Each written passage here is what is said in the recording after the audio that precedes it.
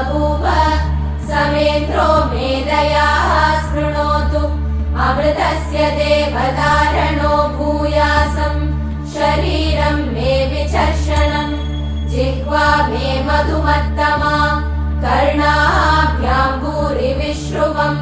ब्रह्मण कोशोऽसि मेधया पिहितः श्रुतं मे गोपाय ॐ शान्ति शान्ति शान्तिः ॐ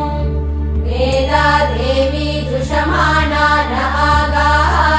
विश्वाची भद्रा सुमनस्य माना त्वया जुष्टानुदमाना दुरुक्तान् बृहद्वदेव